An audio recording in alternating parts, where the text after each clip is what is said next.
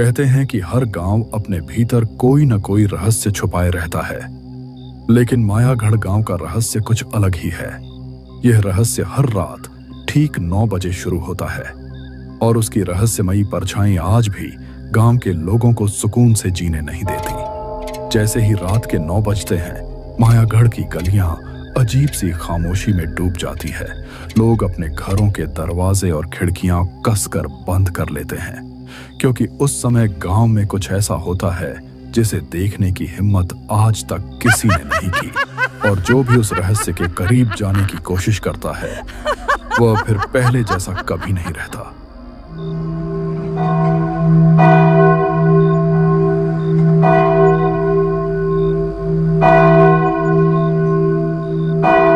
सुनो सुनो, सब लोग ध्यान से सुन लो। समय होने वाला है, अब रात के 9 बजने वाले हैं। जो भी बाहर है तुरंत अपने अपने घरों के अंदर चला जाए। कोई भी गलियों में या रास्तों पर दिखाई नहीं देना चाहिए। दरवाजे अच्छी तरह बंद कर लो, खिड़कियों पर तुरंत पर्दे डाल लो। जल्दी करो, देर मत करो, वो आने वाली है। गांव के चौक पर बनी छोटी सी चाय की दुकान पर चल रही हंसी मजाक और गपशप अचानक सन्नाटे में बदल गई। कुछ ही पलों में लोगों के चेहरों पर मुस्कान की जगह डर साफ दिखाई देने लगा। चाय बेचने वाला गोपाला भी घबराकर जल्दी जल्दी अपनी दुकान समेटने लगा। अरे यार, बातों बातों में तो हमें समय का बिल्कुल ध्यान ही नहीं रहा। जरा घड़ी तो देखो। अरे बाप रे, 9 बजने वाले हैं। हमें अभी तुरंत घर निकलना चाहिए, नहीं तो मुसीबत हो जाएगी।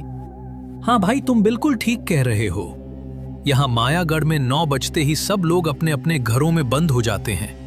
जो भी उस समय बाहर रह जाता है, कहते हैं उसे वह उठाकर ले जाती है। हाँ, आज तो मौसम भी बड़ा अजीब लग रहा है। ऊपर से ये घने बादल और ठंडी हवा, दिल और भी घबरा रहा है। तुम दोनों को अब समझ में आया? मैं कब से सोच रहा था कि तुम्हें याद दिलाऊं। जल्दी उठो और अपने अपने घर जाओ। 9 बजने में ज्यादा समय नहीं बचा है। मुझे भी दुकान बंद करनी है और घर पहुंचना है, वरना मुसीबत में फंस जाऊंगा। उसने कांपते हाथों से दुकान का शटर गिराया और बिना पीछे देखे घर की ओर चल पड़ा। इधर गांव के बाकी लोग भी तेज कदमों से अपने अपने घरों की तरफ बढ़ने लगे। हर किसी के मन में एक ही डर था। रात के 9 बजने वाले थे। मायागढ़ की गलियों में धीरे धीरे अजीब सा सन्नाटा फैलने लगा, क्योंकि गांव वाले जानते थे कि आज की रात फिर से उनके लिए बहुत भारी पड़ने वाली है। गोपाल, ध्यान से सुनो। अभी अभी बिजली की गड़गड़ाहट और बारिश शुरू हुई है। 9 बजने में ज्यादा समय नहीं बचा। बताओ, क्या पूरे गांव के लोग अपने अपने घरों के अंदर चले गए हैं? जी मुखिया जी, मैंने हर गली में जाकर सबको सावधान कर दिया है। लगभग सभी लोग दरवाजे बंद करके घरों के अंदर चले गए हैं। बस क्या गोपाल? ये बस शब्द मुझे बिल्कुल पसंद नहीं है। मैंने तुम्हें इसी काम के लिए रखा है कि 9 बजने से पहले गांव का एक भी आदमी बाहर न रहे। लगता है तुम अपना काम ठीक से नहीं कर रहे हो। नहीं मुखिया जी, ऐसी बात नहीं है। मैं अभी भी गलियों में ही घूम रहा हूं। बस एक लड़का अभी थोड़ी देर पहले बाहर दिखाई दिया था। शायद उसे समय का अंदाजा नहीं हुआ। तो फिर खड़े खड़े क्या सोच रहे हो? उसे तुरंत घर के अंदर भेजो। उसे समझाओ कि 9 बजने के बाद बाहर रहना कितना खतरनाक है।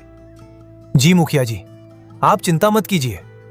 मैं अभी उसी के पास जा रहा हूं और उसे तुरंत घर के अंदर भेज देता हूं। आज की रात कोई भी बाहर नहीं रहेगा। याद रखो गोपाल, एक छोटी सी लापरवाही पूरे गांव पर भारी पड़ सकती है। ध्यान रखना, आज रात कोई गलती नहीं होनी चाहिए। और गोपाल, तुम्हें पता है ना, 25 साल पहले इस गांव में क्या हुआ था? मैं नहीं चाहता कि वो डरावनी घटना फिर से मायागढ़ में दोहराई जाए। इसलिए जल्दी करो, जो भी बाहर है उसे तुरंत घर के अंदर भेज दो।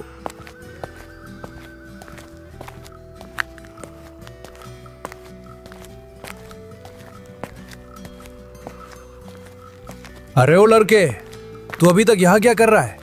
समय दिखाई नहीं दे रहा क्या? 9 बजने वाले हैं। तुरंत अपने घर के अंदर जा। यहाँ एक पल भी खड़ा मत रहे, समझा? गोपाल काका, मैं अभी जा रहा हूँ। मैं अपने दोस्त के घर पढ़ाई करने गया था, इसलिए लौटने में थोड़ी देर हो गई। मुझे समय का ध्यान ही नहीं रहा। पढ़ाई बाद में करना, पहले अपनी जान की फिक्र कर।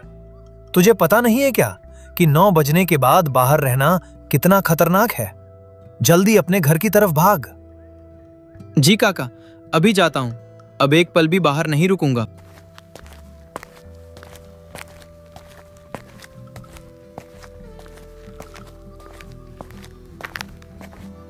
अचानक आसमान में जोरदार बिजली कड़कने लगी और देखते ही देखते तेज बारिश शुरू हो गई। कुछ ही पलों में पूरा मायागढ़ गांव रात के 9 बजे के खौफ में डूब चुका था। काले बादलों से घिरा आसमान और लगातार गिरती बारिश ने पूरे माहौल को और भी भयावह बना दिया। हर बिजली की कड़क के साथ गांव की सुनसान गलियां मानो किसी अनजाने डर से कांप उठती थीं। ठंडी हवाएं सीटी बजाती हुई गलियों से गुजर रही थीं और दूर कहीं कोई दरवाजा हवा से चरमराकर हिल रहा था। ऐसा लग रहा था जैसे पूरी प्रकृति भी उस रहस्य की गवाह बनने वाली हो, क्योंकि इसी तूफानी और बरसाती रात में छुपा था मायागढ़ का वह खौफनाक रहस्य जिसका नाम सुनते ही आज भी गांव वालों की रूह कांप उठती है। सुनो सुनो, सब लोग ध्यान से सुन लो। समय होने वाला है, अब रात के 9 बजने वाले हैं। जो भी बाहर है तुरंत अपने अपने घरों के अंदर चला जाए। कोई भी गलियों में या रास्तों पर दिखाई नहीं देना चाहिए। दरवाजे अच्छी तरह बंद कर लो। खिड़कियों पर तुरंत पर्दे डाल लो। जल्दी करो, देर मत करो, वो आने वाली है। पिताजी, बाहर कोई आदमी बार बार चिल्ला रहा है कि सब लोग घरों के अंदर चले जाएं। आखिर 9 बजे के बाद ऐसा क्या होता है इस गांव में? वो आदमी रोज क्यों लोगों को इस तरह डराते हुए घूमता रहता है? वो आदमी गांव का चौकीदार गोपाल है बिटिया। उसे मुखिया जी ने यही काम दिया है कि रात के 9 बजने से पहले पूरे मायागढ़ में घूमकर सबको सावधान कर दे, ताकि कोई भी उस समय घर के बाहर ना रहे। लेकिन इतनी सख्त चेतावनी क्यों दी जाती है पिताजी? आखिर ऐसा क्या खतरा है कि 9 बजते ही पूरा गांव सन्नाटे में डूब जाता है? दूसरे गांव में तो लोग देर रात तक जागते हैं, मगर यहाँ तो जैसे 9 बजते ही सब कुछ थम जाता है। अनन्या, तुम्हें देखकर ही समझ आ रहा है कि तुम्हारे मन में कितने सवाल उमड़ रहे हैं। लेकिन तुम्हें ये भी याद रखना चाहिए कि तुम अभी अभी शहर से लौटी हो। जब तुम यहाँ से गई थीं, तब बहुत छोटी थीं। उस समय तुम्हें इन बातों का कुछ पता नहीं था।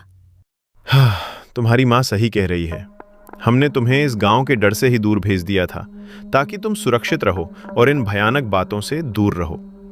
इसलिए शायद तुम्हारे काका ने भी तुम्हें इस जगह के बारे में कुछ नहीं बताया। लेकिन अब तो मैं यहीं हूँ पिताजी। मुझे सच जानने का हक है। आखिर ऐसा क्या है जिससे पूरा मायागढ़ हर रात 9 बजते ही डर से कांप उठता है? ठीक है, मैं तुम्हें सब कुछ बताऊंगा, लेकिन उससे पहले तुरंत जाओ और घर की हर खिड़की और दरवाजे पर मोटे पर्दे लगा दो। समय बहुत कम है, 9 बजने ही वाले हैं। लेकिन पिताजी, खिड़कियां और दरवाजे तो पहले से ही बंद हैं, फिर पर्दे लगाने की इतनी जल्दी क्यों? दरवाजे बंद होना काफी नहीं है अनन्या। अगर खिड़कियों पर पर्दे नहीं लगे होंगे तो वो हमें देख लेगी। कौन हमें देख लेगा पिताजी? अभी सवाल मत करो, पहले जल्दी से सारे पर्दे लगा दो।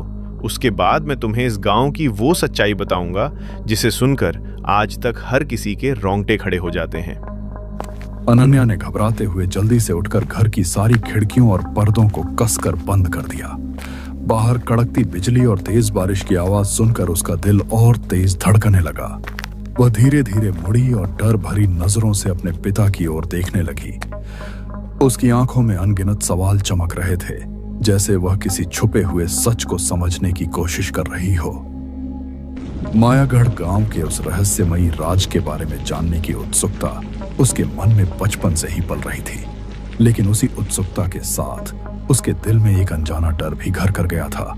उसे महसूस हो रहा था कि जिस रहस्य को जानने की वह इतनी इच्छा रखती है, शायद वह उतना ही खतरनाक और भयावह भी हो सकता है। बाहर बारिश की बूंदें छत पर लगातार गिर रही थीं और हर बिजली की चमक के साथ अनन्या के मन में मायागढ़ के उस रहस्य की छाया और भी गहरी होती जा रही थी। पिताजी, मैंने घर के हर कमरे की खिड़कियों पर पर्दे अच्छी तरह लगा दिए हैं। अब तो बताइए, इस गांव में आखिर हो क्या रहा है? बाहर हर कोई 9 बजे से पहले घरों में बंद हो जाता है। चौकीदार लोगों को डराते हुए घूमता रहता है। आखिर इसका कारण क्या है?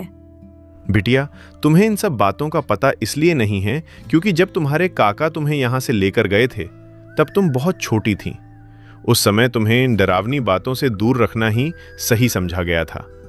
लेकिन अब तुम बड़ी हो चुकी हो, इसलिए सच्चाई जानने का समय आ गया है।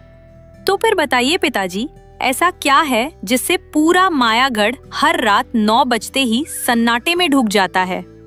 लोग अपने ही घरों से बाहर निकलने से क्यों डरते हैं? क्योंकि 9 बजने के बाद इस गांव में कोई भी अपने घर से बाहर निकलने की हिम्मत नहीं करता। जो भी गलती से उस समय बाहर रह जाता है उसे फिर कभी कोई नहीं देख पाता। लोग कहते हैं कि वो उसे उठाकर अपने साथ ले जाती है, अंधेरे की उस दुनिया में जहां से आज तक कोई वापस नहीं आया। वो? पिताजी, कौन है वो? ये कहानी बहुत पुरानी है अनन्या। कई साल पहले इस गांव में एक ऐसी भयानक घटना हुई थी जिसने पूरे मायागढ़ को हमेशा के लिए डर में जीने पर मजबूर कर दिया। उसी दिन से ये गांव हर रात 9 बजते ही सन्नाटे में डूब जाता है।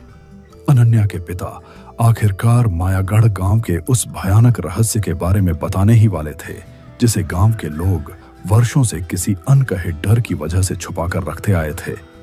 अनन्या सांस रोके उत्सुकता से अपने पिता की ओर देख रही थी, मानो आज उसे उस रहस्य का सच जानने का मौका मिलने वाला हो। तभी अचानक घर के दरवाजे पर जोर से दस्तक हुई। उस अनचाही दस्तक की आवाज सुनते ही अनन्या के पिता का चेहरा डर से पीला पड़ गया और उनकी आंखों में घबराहट साफ दिखाई देने लगी। कमरे में कुछ पल के लिए गहरा सन्नाटा छा गया। तभी अनन्या धीरे धीरे उठी और दरवाजे की ओर बढ़ने लगी। पिताजी, दरवाजे पर कोई है। मैं जाकर देखती हूँ कौन आया है।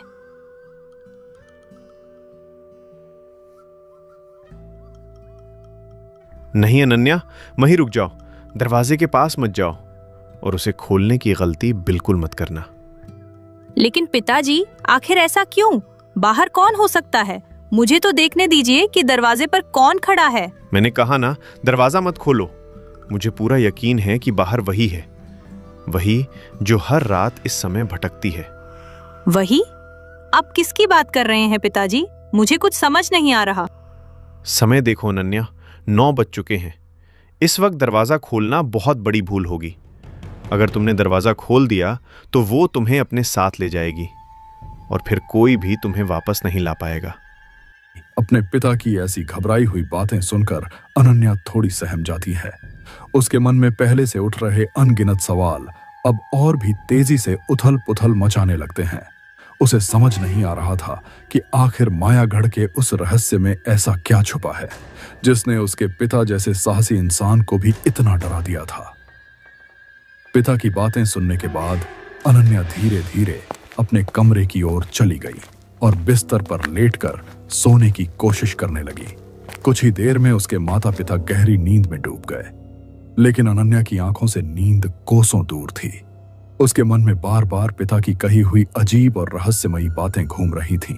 कमरे में घना सन्नाटा पसरा हुआ था और बाहर बरसती बारिश की हल्की आवाज रात को और भी रहस्यमयी बना रही थी।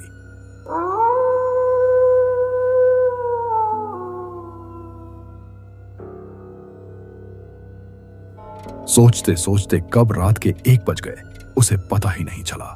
तभी अचानक घर के दरवाजे पर फिर से धीमी लेकिन साफ दस्तक हुई। उस अनजान दस्तक की आवाज सुनते ही अनन्या चौंक कर बिस्तर से उठ बैठी। उसका दिल जोर जोर से धड़कने लगा और उसकी नजरें घबराकर दरवाजे की ओर टिक गईं। फिर से दरवाजे पर दस्तक? आखिर इतनी रात को कौन आ सकता है? लगता है कोई फिर से दरवाजे के बाहर खड़ा है।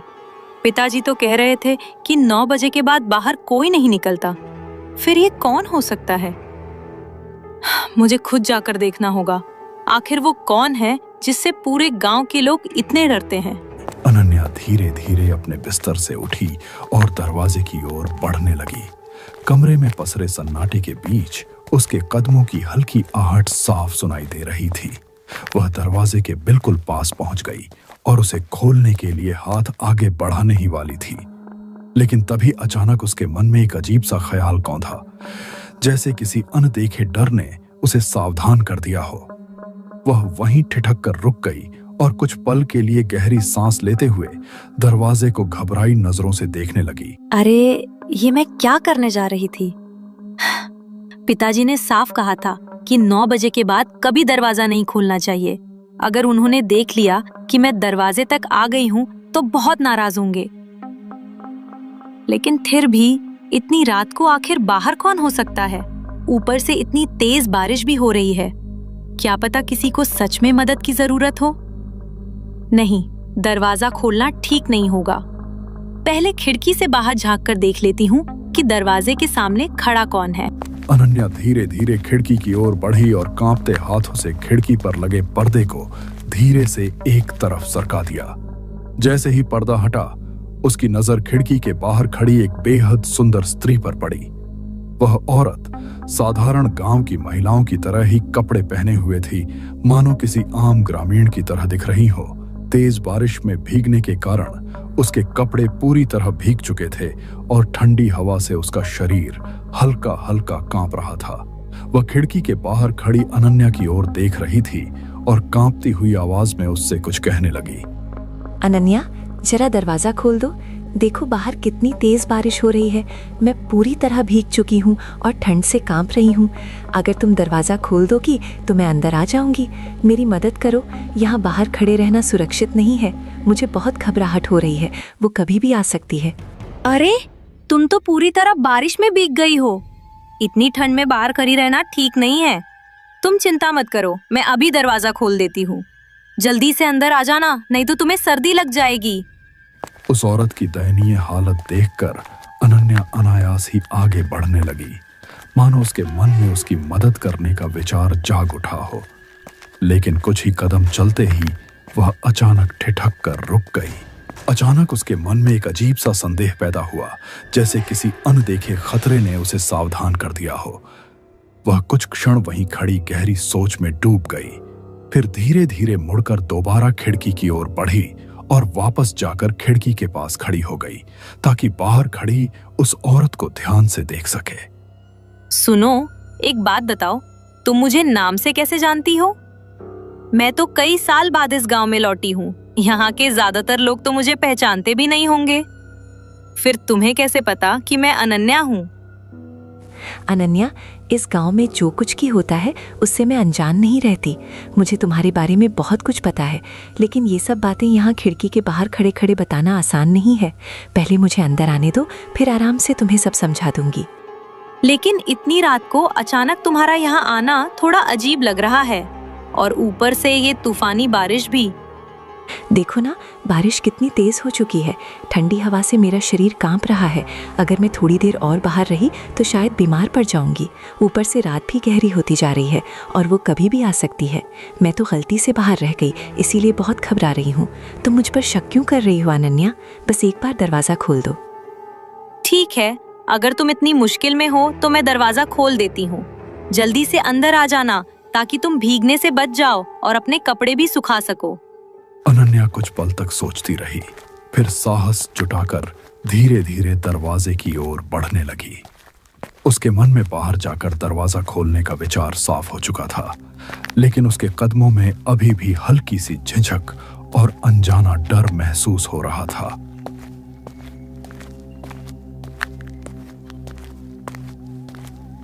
अनन्या, वही रुक जाओ। तुम दरवाजे की तरफ क्यों जा रही हो? मैंने तुम्हें साफ मना किया था कि 9 बजे के बाद कभी दरवाजा मत खोलना। अगर इस समय दरवाजा खुल गया तो बहुत बड़ा अनर्थ हो सकता है। लेकिन पिताजी, बाहर देखिए, वो औरत तेज बारिश में भीग रही है। इतनी ठंड में अगर वो बाहर खड़ी रही तो उसकी तबीयत खराब हो जाएगी। मैं बस उसकी मदद करने के लिए दरवाजा खोलना चाहती हूँ। तुम समझ क्यों नहीं रही हो अनन्या? बाहर जो खड़ी है वो कोई साधारण औरत नहीं है, वो एक छलावा है। लोगों को अपनी मीठी बातों में फंसाकर अपने साथ ले जाने वाला एक भयानक साया। पिताजी, आप भी ना अभी तक भूत प्रेत की बातों पर यकीन करते हैं। ऐसा कुछ नहीं होता। जरा उस लड़की को ध्यान से देखिए, वो तो बिल्कुल साधारण लग रही है। अनन्या, बिल्कुल चुप रहो। दरवाजे की तरफ मत जाओ और एक शब्द भी मत बोलो। जो भी बाहर खड़ा है वो हमारी हर बात सुन सकता है, इसलिए चुपचाप यहीं रहो। अब बहुत रात हो चुकी है, चलो वापस जाकर आराम करो। नहीं अनन्या, तुम इस गांव के लिए अभी नई हो, तुम्हें यहां की सच्चाई का अंदाजा नहीं है। मैं जो कह रहा हूं वही करो और तुरंत मेरे साथ कमरे में चलो। पिताजी, आप भी ना अभी तक भूत प्रेत की बातों पर यकीन करते हैं। ऐसा कुछ नहीं होता। जरा उस लड़की को ध्यान से देखिए, वो तो बिल्कुल साधारण लग रही है। मैंने कहा ना, अभी कोई दरवाजा नहीं खोलेगा। और मेरी बात ध्यान से सुन लो, रात के 9 बजे के बाद बिना मुझसे पूछे कभी दरवाजा खोलने की गलती मत करना। सुबह होते ही मैं तुम्हें इस गांव की सारी सच्चाई बता दूंगा। अभी के लिए बस मेरी बात मानो और जाकर सो जाओ, बहुत देर हो चुकी है। लेकिन पिताजी, बाहर देखिए, वो औरत तेज बारिश में भीग रही है। इतनी ठंड में अगर वो बाहर खड़ी रही तो उसकी तबीयत खराब हो जाएगी। मैं बस उसकी मदद करने के लिए दरवाजा खोलना चाहती हूँ। बिटिया, आज की रात वैसे भी बहुत खतरनाक है। बाहर तेज बारिश हो रही है और ऐसी बरसाती रातों में उसकी ताकत और भी बढ़ जाती है। इसलिए जब तक हम सब घर के अंदर सुरक्षित हैं, दरवाजा खोलने की भूल मत करना। हाँ पिताजी, आप भी ना अभी तक भूत प्रेत की बातों पर यकीन करते हैं। ऐसा कुछ नहीं होता। जरा उस लड़की को ध्यान से देखिए, वो तो बिल्कुल साधारण लग रही है। अभी चुपचाप अपने कमरे में जाओ और आराम करो। सुबह होते ही मैं तुम्हें सब कुछ साफ साफ बता दूंगा। चाचा जी, कृपया दरवाजा खोल दीजिए। देखिए ना, मैं इस तेज बारिश में कब से भीग रही हूँ। ठंड से मेरा पूरा शरीर कांप रहा है। रात भी बहुत हो गई है। अगर वो आ गई तो मेरा बचना मुश्किल हो जाएगा। मुझ पर दया कीजिए चाचा जी, मुझे अंदर आने दीजिए। अनन्या के पिता का चेहरा अचानक गंभीर हो गया। वे तुरंत घबराकर खिड़की की ओर बढ़े और तेजी से खिड़की का पर्दा पूरी तरह खींचकर बंद कर दिया, मानो बाहर का दृश्य देखना भी किसी खतरे से खाली न हो। अपने पिता की यह घबराहट भरी हरकत देखकर अनन्या हैरान रह गई। उसे समझ नहीं आ रहा था कि आखिर बाहर क्या ऐसा है जिससे उसके पिता इतने डरे हुए दिखाई दे रहे थे।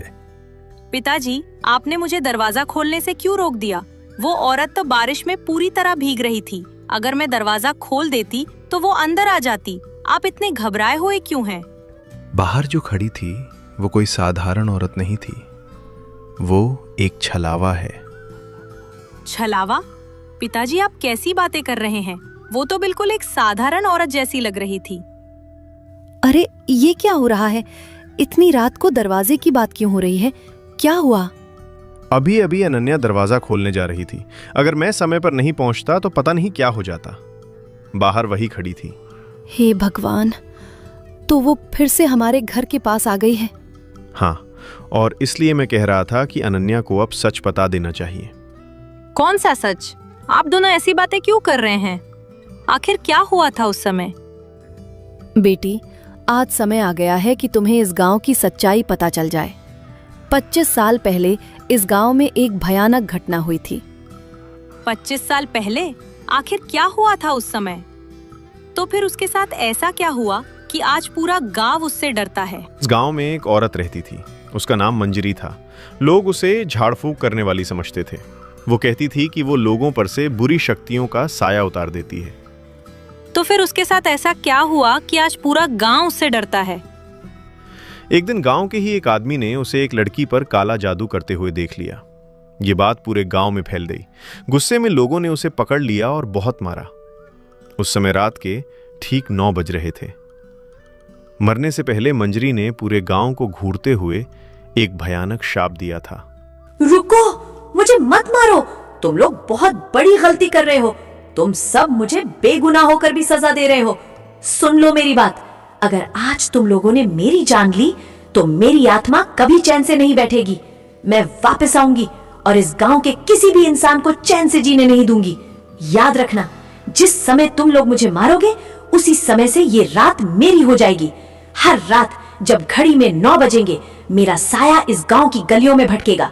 जो भी उस समय अपने घर के बाहर मिलेगा मैं उसे अपने साथ अंधेरे की दुनिया में ले जाऊंगी। तुम लोगों ने आज जो किया है उसका पछतावा तुम्हें जिंदगी भर सताएगा। पिताजी, ये सब तो किसी डरावनी कहानी जैसा लग रहा है। मैं इन भूत प्रेत की बातों पर विश्वास नहीं करती। अगर सच में वो आत्मा है तो वो घर के अंदर क्यों नहीं आ सकती? बेटी, हमारी बातों को मजाक मत समझो। अगर तुम्हें जानना है कि वो घर के अंदर क्यों नहीं आ पाती तो ये देखो। ये माला? हाँ, ये ताबीज है। पूरे गांव के हर घर में ऐसी ही माला है। इसे एक सिद्ध तांत्रिक ने मंत्रों से बनवाया था। जब तक ये ताबीज घर में रहता है वो दुष्ट आत्मा घर के अंदर नहीं आ सकती। इसलिए अनन्या, हमेशा अपने बड़ों की बात माननी चाहिए। अब बहुत रात हो चुकी है, जाओ अपने कमरे में जाकर आराम करो। थोड़ी ही देर में सुबह हो जाएगी। अनन्या धीरे धीरे अपने कमरे में आकर चुपचाप बैठ गई। उसके मन में अपने माता पिता की बातों को लेकर अब भी गहरा संदेह बना हुआ था। उसे यह सब बातें इतनी आसानी से सच नहीं लग रही थीं। वह खामोशी से बैठी बार बार उसी घटना के बारे में सोचती रही। उसके मन में लगातार खिड़की के बाहर खड़ी उस रहस्यमयी लड़की की तस्वीर घूम रही थी। वह समझ नहीं पा रही थी कि आखिर वह लड़की कौन थी और इस अंधेरी बरसाती रात में वहां क्यों खड़ी थी। आज के समय में भी लोग ऐसी बातें मानते हैं। सच में ये गांव कितना पिछड़ा हुआ है। भूत प्रेत, छलावा, कैसी कैसी दकियानूसी बातें करते हैं सब। अच्छा हुआ कि बचपन में ही मैं यहाँ से शहर पढ़ने चली गई थी, नहीं तो शायद मैं भी इन्हीं लोगों की तरह ऐसी बातों पर यकीन करने लगती। पता नहीं उस लड़की का क्या हुआ होगा।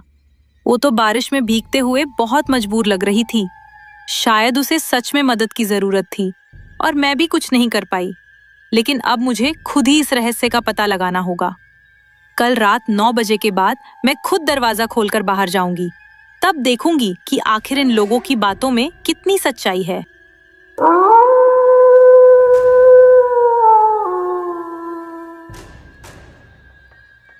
वह बरसाती रात अनन्या के माता पिता के लिए बेहद भारी गुजरी।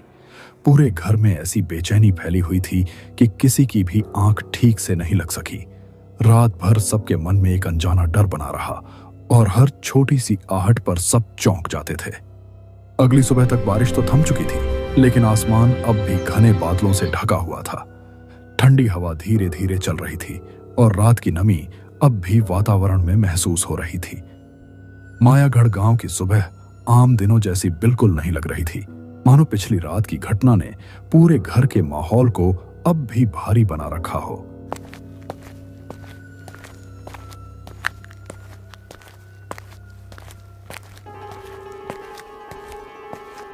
अरे अनन्या बेटा, तुम उठ गई? रात ठीक से नींद आई या नहीं? कल की बातों के बाद मैं बस यही चाहता हूं कि तुम मेरी एक बात हमेशा याद रखो।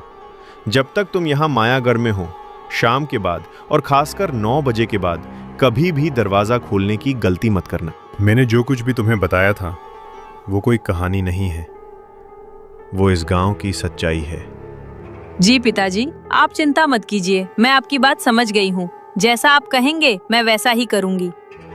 अच्छा है कि तुमने मेरी बात मान ली। देखो, आसमान में बादल अभी तक छाए हुए हैं। मुझे लगता है कि आज शाम फिर से बारिश हो सकती है और ऐसी बरसाती रातों में उस छलावे की ताकत और भी बढ़ जाती है। इसलिए आज रात तुम खास तौर पर सावधान रहना।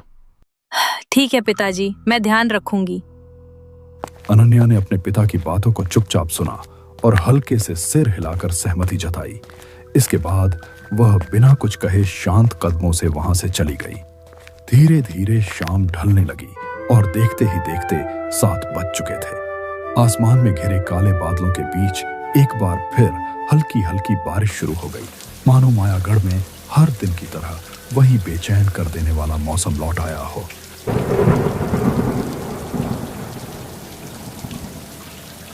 कुछ ही देर बाद जब 7:20 हुए तो गांव का चौकीदार बिरजू हमेशा की तरह गलियों में घूम घूम कर लोगों को सावधान करने लगा। सुनो सुनो, सब लोग ध्यान से सुन लो। समय होने वाला है। अब रात के 9 बजने वाले हैं। जो भी बाहर है तुरंत अपने अपने घरों के अंदर चला जाए। कोई भी गलियों में या रास्तों पर दिखाई नहीं देना चाहिए। दरवाजे अच्छी तरह बंद कर लो। खिड़कियों पर तुरंत पर्दे डाल लो। जल्दी करो, देर मत करो, वो आने वाली है। उसकी ऊंची आवाज सुनसान गलियों में गूंज रही थी और लोग समझ जाते थे कि अब रात का वह समय नजदीक आ रहा है जिससे हर कोई डरता।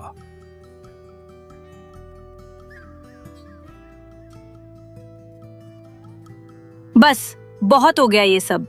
आज मैं इस रहस्य का सच जानकर ही रहूंगी। इतने सालों से इस गांव में जो अंधविश्वास फैला हुआ है उसे आज खत्म करके रहूंगी। 9 बजने ही वाले हैं, लेकिन अभी अगर मैं बाहर गई तो पिताजी फिर वही पुरानी डरावनी बातें शुरू कर देंगे। इसलिए बेहतर है कि मैं अभी अपने कमरे में ही रहूं और सही समय का इंतजार करूं। सोने से पहले अनन्या के पिता धीरे से उसके कमरे में आए ताकि यह देख सकें कि वह सो चुकी है या नहीं। अनन्या उस समय चुपचाप बिस्तर पर लेटी हुई थी और आंखें बंद करके सोने का नाटक कर रही थी। उसे गहरी नींद में समझकर उसके पिता निश्चिंत हो गए और धीरे से कमरे से बाहर निकलकर अपने कमरे में चले गए। बाहर आसमान में बिजली की गड़गड़ाहट और लगातार गिरती बारिश की आवाज गूंज रही थी। मायागढ़ गांव की गलियां पूरी तरह सन्नाटे में डूबी हुई थीं। धीरे धीरे समय बीतता गया और देखते ही देखते रात के 11 बज चुके थे। अब तक अनन्या के माता पिता गहरी नींद में सो चुके थे। तभी अचानक उस सन्नाटे के बीच अनन्या को एक बार फिर दरवाजे पर दस्तक की आवाज सुनाई दी। आज रात मुझे जरूर पता लगाना है कि इस मायागढ़ के पीछे असली सच क्या है।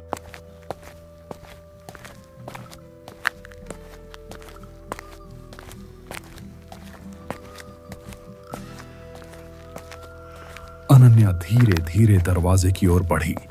कुछ पल ठहर कर उसने हिम्मत जुटाई और दरवाजा खोल दिया। जैसे ही दरवाजा खुला, सामने वही रहस्यमयी और बेहद सुंदर स्त्री खड़ी दिखाई दी जिसे उसने पिछली रात खिड़की के बाहर देखा था। बारिश की हल्की बूंदों के बीच वह चुपचाप अनन्या की ओर देख रही थी। अरे, तुम फिर से आ गई? कल भी तुम्हें इसी तरह बारिश में भीगते देखा था और आज भी तुम पूरी तरह भीगी हुई हो। इतनी तेज बारिश में तुम बाहर क्यों खड़ी हो? हाँ अनन्या, आज भी लौटने में मुझे देर हो गई। मैं रोज शहर काम करने जाती हूँ, लेकिन आज अचानक बारिश शुरू हो गई और मैं रास्ते में ही फंस गई। देखो ना कैसे भीग गई हूँ। अरे, इतनी ठंड में बाहर क्यों खड़ी हो? अंदर आ जाओ। तुम्हारे कपड़े भी पूरी तरह भीग चुके हैं। अंदर आकर उन्हें सुखा लो, नहीं तो तुम्हें सर्दी लग जाएगी। नहीं अनन्या, मैं अंदर नहीं आ सकती। अगर तुम्हारे पिताजी ने मुझे यहाँ देख लिया तो वो नाराज हो जाएंगे। ऐसा करो, तुम ही बाहर आ जाओ और मुझे एक छाता दे दो। मैं जल्दी से अपने घर चली जाऊँ। अच्छा ठीक है, रुको, मैं अभी तुम्हारे लिए छाता लेकर आती हूँ। तुम यहीं खड़ी रहना।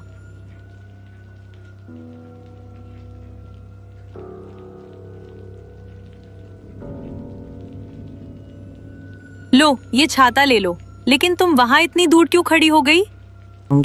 अनन्या, तुम जरा बाहर आकर मुझे ये छाता दे दो ना। अगर तुम्हारे पिताजी ने मुझे दरवाजे के पास देख लिया तो वो गुस्सा हो जाएंगे। ठीक है, इसमें डरने की कोई बात नहीं है। तुम वहीं रुको, मैं अभी बाहर आकर तुम्हें छाता दे देती हूँ। अनन्या बिना कुछ सोचे समझे बारिश की परवाह किए बिना घर से बाहर निकल आई। तेज बरसती बूंदें उसके कपड़ों को भिगो रही थीं, लेकिन उसकी नजरें सामने खड़ी उस रहस्यमयी स्त्री पर ही टिकी हुई थीं। यह पूरा दृश्य सामने वाले घर में खड़ा बिरजू अपनी खिड़की से चुपचाप देख रहा था। जैसे ही अनन्या घर के बाहर पहुंची, उस सुंदर दिखाई देने वाली स्त्री के चेहरे के भाव अचानक बदलने लगे। कुछ ही पलों में उसका चेहरा भयानक और डरावना हो गया, मानो उसकी असली सूरत अब सामने आ गई हो। इसके बाद वह वहीं खड़ी होकर डरावने अंदाज में जोर जोर से हंसने लगी।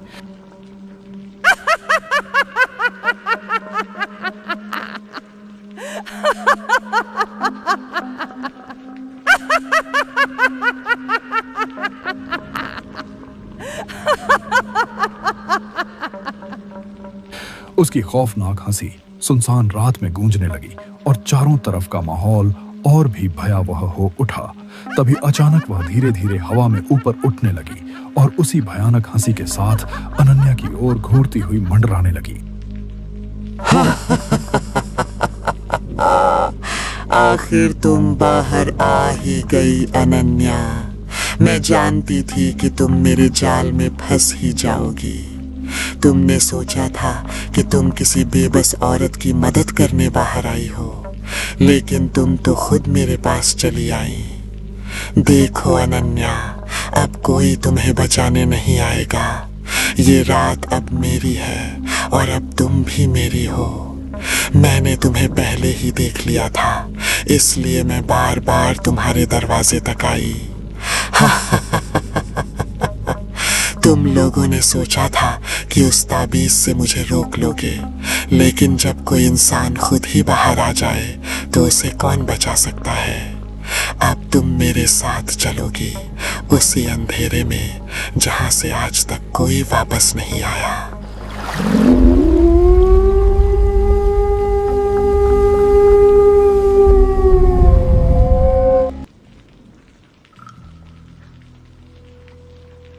अगली सुबह जब अनन्या के पिता अपने कमरे से बाहर निकले तो सबसे पहले वे उसके कमरे की ओर गए। कमरे में पहुंचते ही उन्होंने देखा कि अनन्या वहां नहीं थी। बिस्तर खाली देखकर उनके मन में अचानक घबराहट भर गई।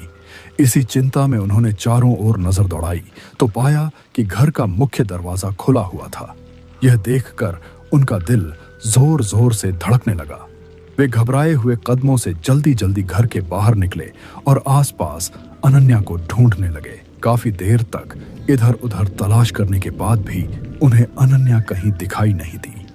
तभी उनकी नजर जमीन पर पड़ी एक चीज पर गई। वह उनके घर का छाता था जो वहीं बाहर पड़ा हुआ था, मानो पिछली रात की किसी अनजानी घटना की गवाही दे रहा हो। ये तो हमारे घर का छाता है। इसका मतलब अनन्या सच में रात को बाहर आई थी। हे भगवान, मैंने उसे कितनी बार मना किया था कि 9 बजे के बाद बाहर मत निकलना। तो क्या वो सच में उसे अपने साथ ले गई? नहीं, ये सच नहीं हो सकता। मेरी अनन्या बेटा, तुम मुझे छोड़कर ऐसे कैसे जा सकती हो?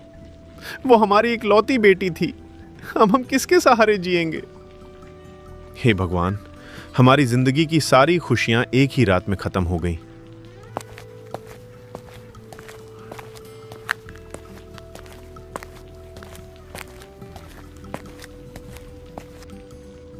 चिंता की कोई बात नहीं है अनन्या, सुरक्षित है। उसने इसे अपनी बतों में फंसा लिया था।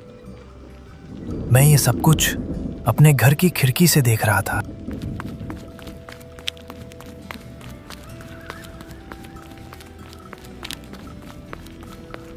रुक जा, बस यही रुक जा।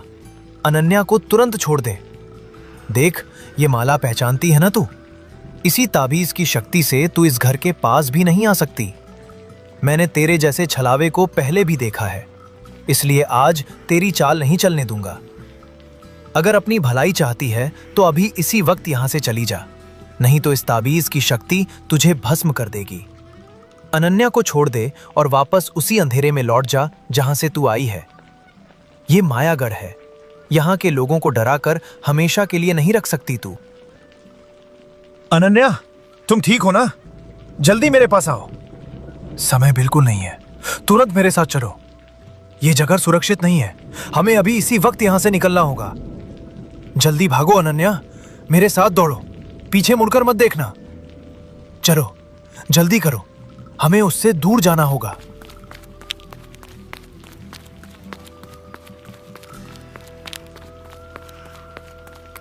हाय राम, अभी भी मेरा दिल जोर जोर से धड़क रहा है। वो क्या था गोपाल काका? वो औरत कौन थी? अब मुझे समझ आ रहा है कि पिताजी सच कह रहे थे। इसका मतलब सच में वो हर रात 9 बजे के बाद यहाँ आती है। लेकिन वो आपसे इतना डर क्यों गई? वो मुझसे नहीं डरी थी, वो इस ताबीज से डरती है। इसकी शक्ति से वो हमारे पास नहीं आ सकती। अब डरने की कोई जरूरत नहीं है, तुम पूरी तरह सुरक्षित हो। अगर मैं सही समय पर वहां नहीं पहुंचता तो वो तुम्हें अपने साथ अंधेरे की दुनिया में ले जाती, जहां से आज तक कोई वापस नहीं आया। देखा अनन्या, इसलिए कहते हैं कि बड़ों और बुजुर्गों की बात हमेशा माननी चाहिए। वे जो कहते हैं उसके पीछे कोई ना कोई वजह जरूर होती है। अब तुम चिंता मत करो, तुम पूरी तरह सुरक्षित हो। चलो अब कपड़े बदलकर आराम से सो जाओ। सुबह होते ही हम तुम्हें तुम्हारे घर पहुंचा देंगे। अभी इस वक्त घर के बाहर निकलना बिल्कुल ठीक नहीं होगा, इसलिए अब डरने की कोई जरूरत नहीं है। सब ठीक हो जाएगा। अगर मैं सही समय पर वहां नहीं पहुंचता तो वो छलावा अनन्या को अपने साथ उस काली दुनिया में ले जाती। भगवान का शुक्र है कि हम समय रहते वहां पहुंच गए। अब सब ठीक है। सबसे जरूरी बात यह है कि अनन्या सुरक्षित है। आगे से बस इतना याद रखना कि इस गांव के नियम यूं ही नहीं बने हैं। इनके पीछे बहुत दर्द और अनुभव छिपा है। अनन्या बेटा, तुम ठीक तो हो ना? जब सुबह तुम्हें घर में नहीं पाया तो हमारा तो दिल ही बैठ गया था। हमें लगा कि वो छलावा तुम्हें अपने साथ ले गया। हम तो पूरी तरह घबरा गए थे। पिताजी, मुझे माफ कर दीजिए। मुझसे बहुत बड़ी गलती हो गई। मैंने आपकी बात को हल्के में लिया और आपकी चेतावनी को सच नहीं समझा। अगर आज गोपाल काका समय पर नहीं आते तो पता नहीं मेरे साथ क्या हो जाता। अनन्या बेटा, अब तो तुम्हें यकीन हो गया होगा कि मैं जो कुछ कह रहा था वो सब सच था। लेकिन भगवान का लाख लाख शुक्र है कि तुम्हें कुछ नहीं हुआ। अगर तुम्हारे साथ कुछ हो जाता तो हमारी दुनिया ही उजड़ जाती।